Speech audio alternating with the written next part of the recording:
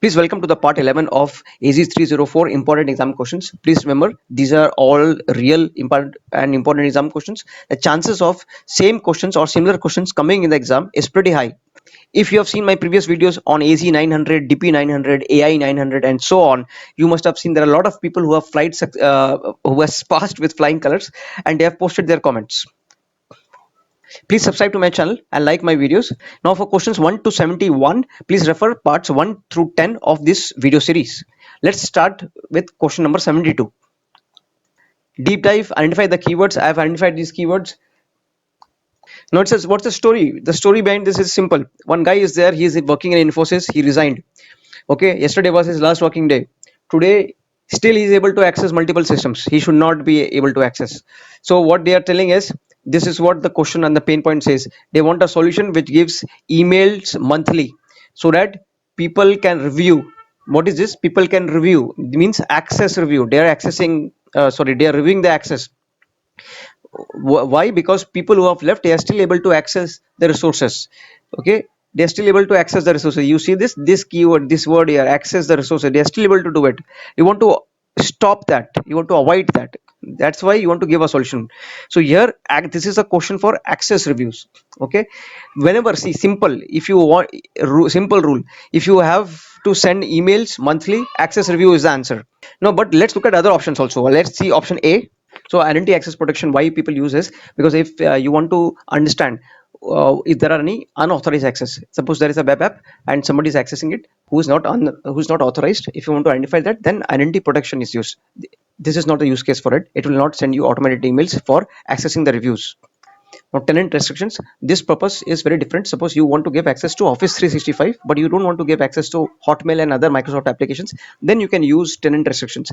But here, tenant restrictions will not help you send email alerts for accessing or for reviewing the access.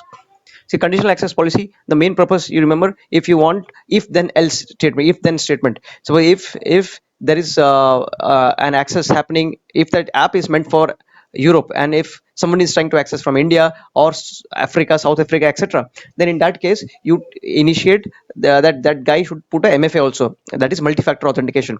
So people accessing it outside Europe should get multi-factor authentication request, and they should do that. So that sort of if then statement you can build using conditional access policies. Here there is no need of conditional access policy because there is no if then and but for generating email alerts. It has to be generated every month. So we will lock our answer and move forward. Now this is the story and this is the question.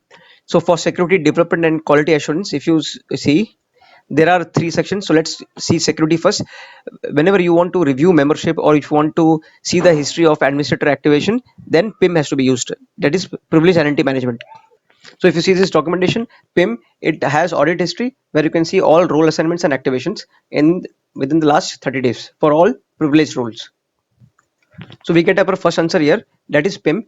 But what about other questions? Other options. So if you see AD Connect, why it is used? If you have on-premises Active Directory and Azure Active Directory, and if you have to sync these two Active Directories, then AD Connect is used. In this question, there is no need for that. That's why AD Connect is totally wrong, and AD identity protection is also wrong. Why identity protection is used is because if you have unauthorized people getting access to your web apps, then you have to use identity protection. That is not the purpose here. Now manage identity, it is primarily used for developers, and that is the next question. So manage identity, what happens is, suppose a developer has to access Azure Key Vaults, databases, Azure SQL servers, etc. So every time they will have to access their they have to enter their username and password. In order to avoid that, we can create managed identity which will help get the keys from the Key Vault and access different resources, and the user will or the developer will not have to enter the username and password again and again. So if you see this development, it says enable the applications to access Key Vault and retrieve keys for use in code. So hence the answer for development is manage identity. Let's see quality assurance.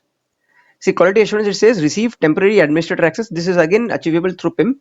So if you see this documentation, it says PIM uses administrative roles such as tenant admin, global admin to manage temporary access to various roles. Okay, you can manage the administrator or remove permanent or eligible administrators role, etc. So hence for quality assurance also PIM is the answer. So these are the right answers. Let's move forward to the next question. So here we have one more question. So what this is saying is, you have two locations, okay, Montreal and Seattle. And primarily what is happening is, you want to ensure that all users use MFA to access it. Okay.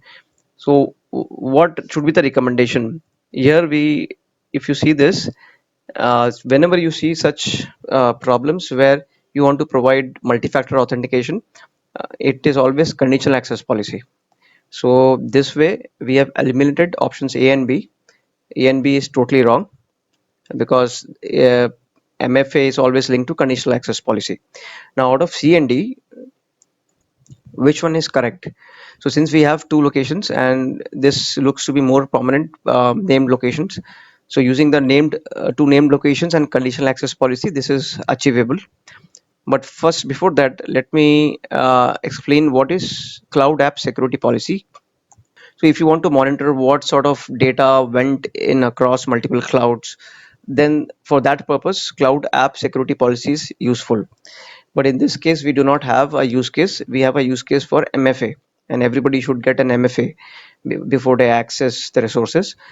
So between C and D, something should be correct. Let's look at named locations now. So using this named location, no, location-based conditional access policy, you can enable multi-factor authentication for the users. And you can also block access. If you want it to be blocked from certain countries or regions, you can block it. Suppose one app can only be accessed within Europe, so any other country like Africa, in something in Africa or India or Sri Lanka, if users are accessing from there, then it will be blocked. So hence option D is our answer. Now let's look at this question. I have marked the keywords here. So just using these two lines, we can answer it. It is straight away saying you need to only allow creation of virtual machines in specific regions, and the virtual machine should be of specific size only. So this can be done. See, whenever you see this, that allow creation of only this or only that, that is a policy, and either it would be a conditional access policy or just Azure policies.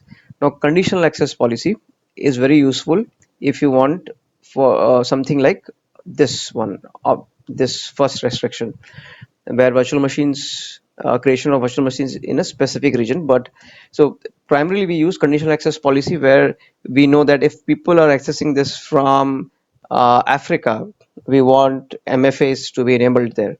If and then if people are outside Europe, maybe in Sri Lanka, India, Singapore, then they should get MFA. If you want to implement such policies, conditional access policy is good. But in this case, uh, the moment we see the second restriction, that the virtual machines can be of specific sizes only, and this is a very good case for Azure policy, because you know why you are saying this is of specific size. This is one kind of compliance that you have to adhere to, and whenever you want to adhere to compliance, Azure policy is the way forward. So if you see this documentation, it helps you enforce organizational standards and assess compliance at scale. This is exactly what we need. So what is our requirement? See, when we say specific size virtual machine, no, this is a sort of resource consistency. There is a consistency in the size of the resources, and that is what you need to implement. You can build governance through Azure policy. But let's look at other options. Option A, it says manager templates. So if you say ARM, this is Azure Resource Manager Templates. So ARM, why it is used? The use case is a perfect use case is, suppose you know you started your development on the Azure environment. You created like 5 virtual machines and 2 SQL Server databases, Azure SQL Server databases, and then you created one Synapse Analytics database, and then you created some ETL code using Data Factory. Okay, and then you also have blob storage or data lake storage and etc. Now you want to cascade this to other environments like UAT environment or production, etc. Then you should use ARM, because you don't have to manually create these resources in each environment. you can create a template which is infrastructure as a code. And the advantage of this is, first is it improves productivity. You don't have to do a lot of manual work. The second thing is it reduces the chances of human errors. You know, if you create this manually, you might miss one or two resources or one or two access, etc. And that causes a lot of issues in production, and then it creates bitterness among the client, which impacts your satisfaction. That is what ARM is used for. In this case, this is not a use case for ARM, because you have two restrictions that you have to adhere to, and ARM cannot be used for that. Now, conditional access policy, like I spoke about, if you want additional access, like something like a MFA, which is multi-factor authentication, to be generated. So see here, uh, like I explained, if you are accessing it from a region outside Europe, and if you want to enable MFA, then use conditional access policy. So this is not a, if it was just restriction one, we could have thought about, but since we also have restriction two, so conditional access policy is wrong.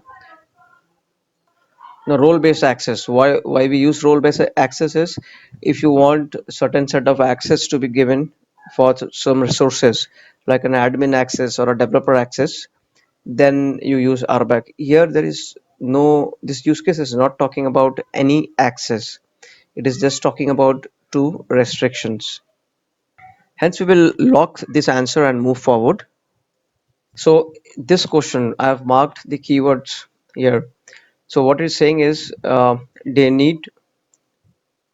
So this is a question on blueprints first, and blueprints is under preview. So if you see this documentation, here you see this is under preview. Usually we do not get questions in the certification for the stuff that is in preview, but I did get this question in the exam, and I was also surprised, but I did get this question. So I think this blueprint is in preview for a while, maybe because the last time I saw this was on preview was September 2018. I saw some documentation around this. Uh, it's been a while. It is under preview, but let's try to answer this.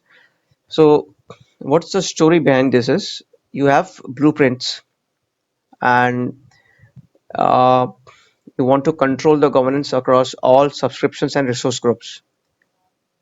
So if you know, in the Azure world, so in the Azure world, you have, say, root management group. That's the topmost layer, and this is where, this is at the AD level.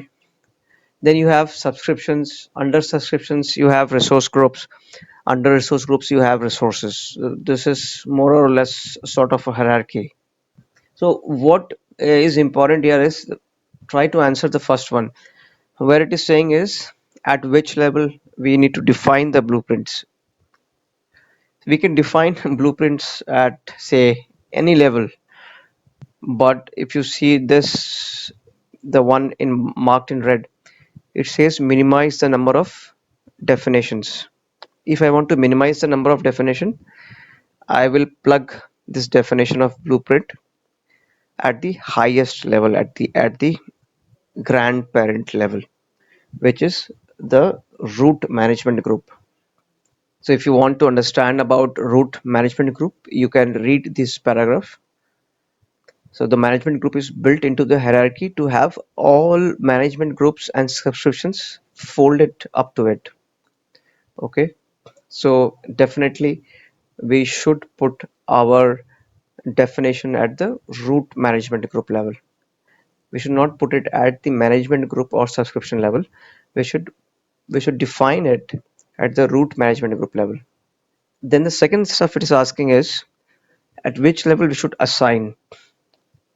See, assignment is always better at the subscription level.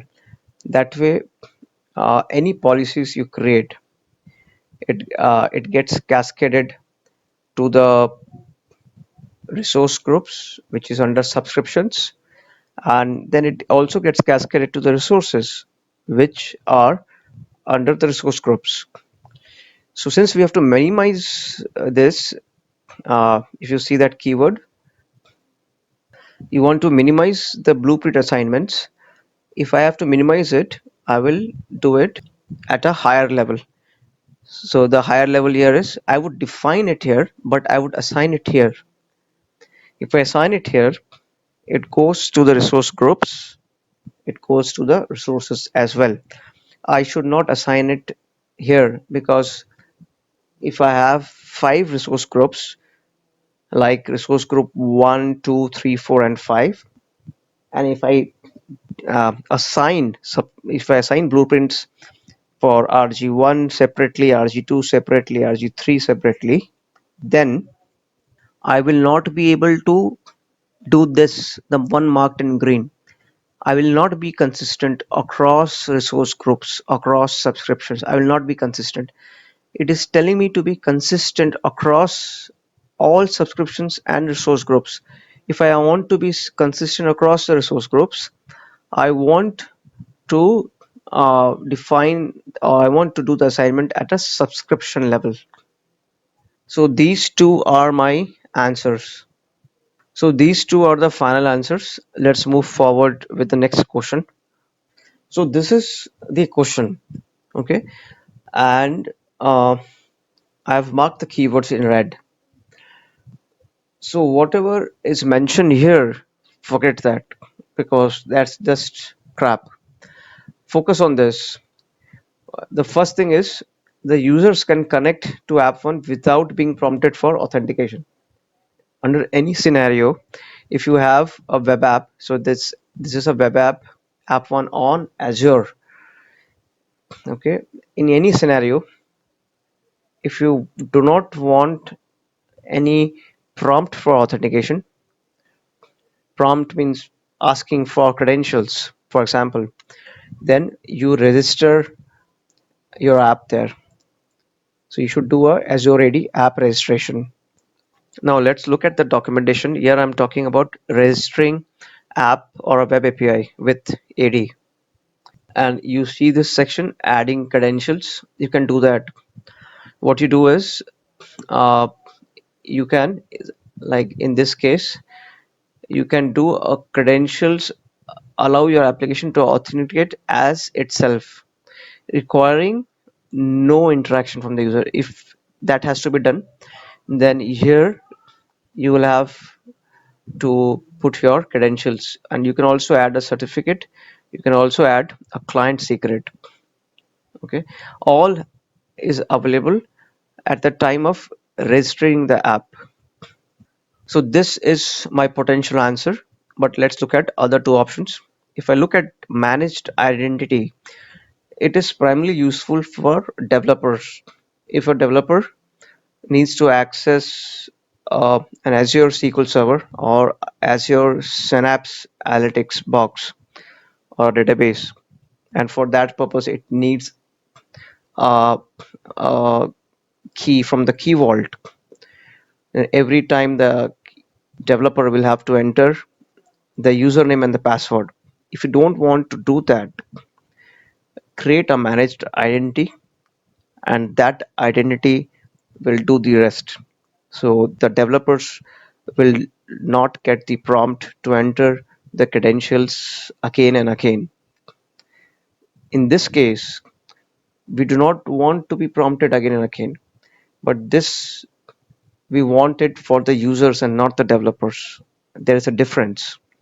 You can use managed identity primarily for the developers community. You do not want to use it for the users community. The question is asking you about the user base and not the developer base. That's why this second option is wrong. Now let's look at the third option, which is application proxy. See, application proxy works when your application is on-prem. Here our application is on Azure. If you see this, your web app is on Azure, and that's why application proxy is a wrong option. Okay, now let's focus on the second set of question. Here it's saying the users can access app 1 only from company owned computers. So again, this what is this? This is a condition.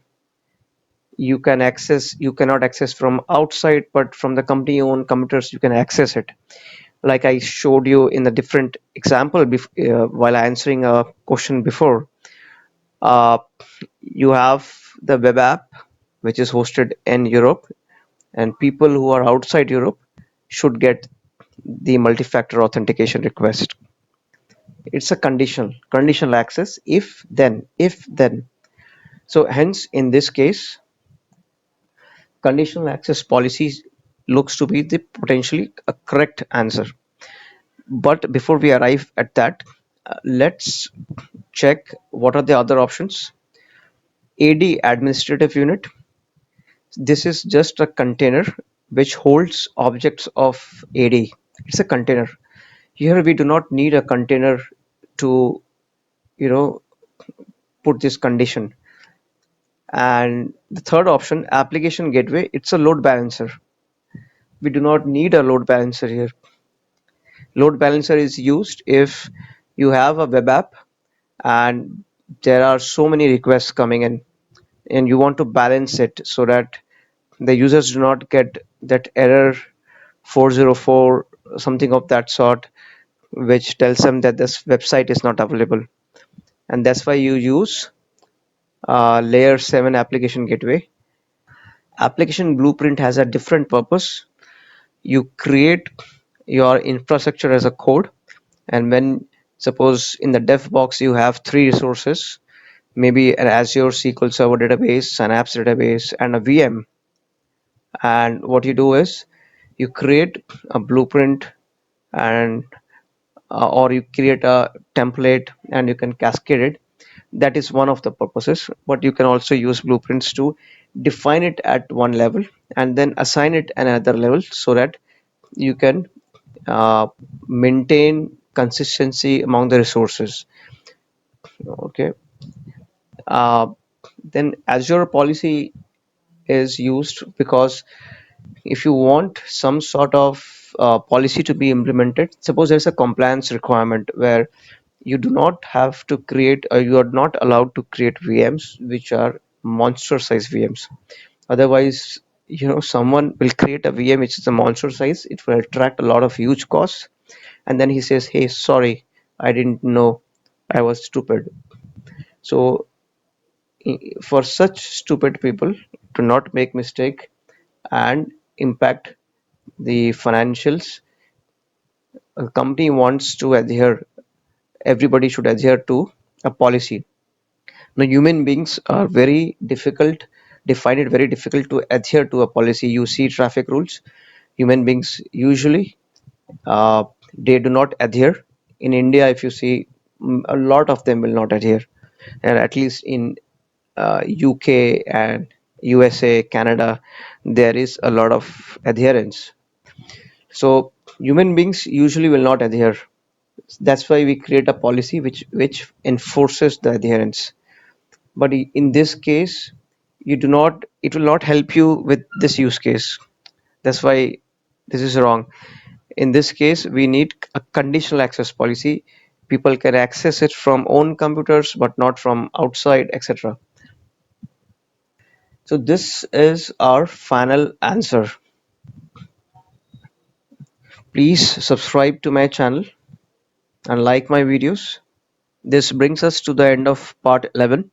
If you have seen my previous videos on AZ900, DP900, AI900, or DP200201, etc., you must have seen the comments there.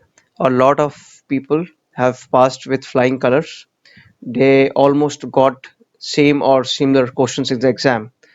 So you can rely on these question sets for your preparations. See you in the next part